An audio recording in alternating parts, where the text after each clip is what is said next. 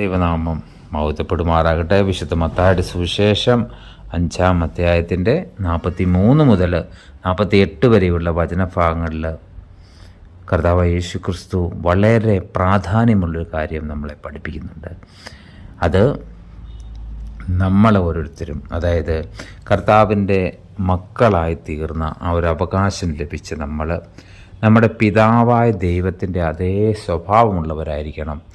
അല്ലാണ്ട് നമ്മൾ ദൈവത്തിൻ്റെ മക്കളെന്ന് അവകാശപ്പെട്ടിട്ട് ദൈവത്തിൻ്റെ യാതൊരു ക്വാളിറ്റിയും നമുക്കില്ല എങ്കിൽ ആ ഒരു സ്ഥാനത്തിന് നമ്മൾ അർഹരല്ല.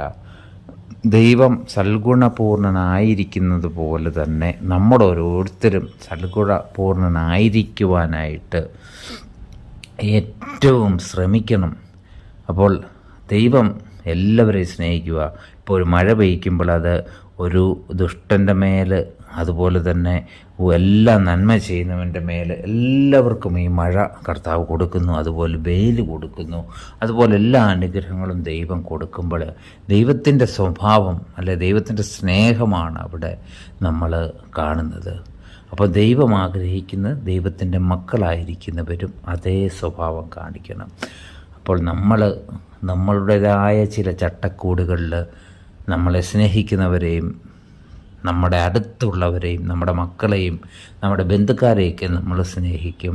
അതുപോലെ തന്നെ നമ്മൾ മറ്റുള്ളവരെ, അല്ലെങ്കിൽ നമ്മളോട് എന്തെങ്കിലും മോശമായിട്ട് പറഞ്ഞു എന്ന് കരുതുന്നവരെ പോലും നമ്മൾ വെറുത്തു കളയും. അതുപോലെ തന്നെ അവരെ സ്നേഹിക്കുവാൻ നമുക്ക് സാധിക്കാതെ വരുന്നു.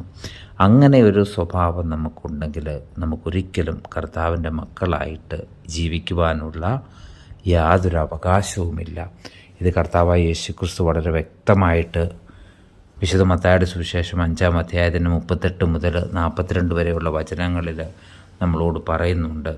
നിങ്ങൾക്ക് ദൈവത്തിൻ്റെ മക്കളായിരിക്കണമെങ്കിൽ ശത്രുക്കളെ സ്നേഹിക്കണം, നിങ്ങളെ ഉപദ്രവിക്കുന്നവർക്ക് വേണ്ടി പ്രാർത്ഥിക്കണം. ആ ഒരു മനോഭാവം വളർത്തിയെടുക്കുവാൻ നമുക്ക് നിരന്തരം കർത്താവിനോട് പ്രാർത്ഥിക്കാം.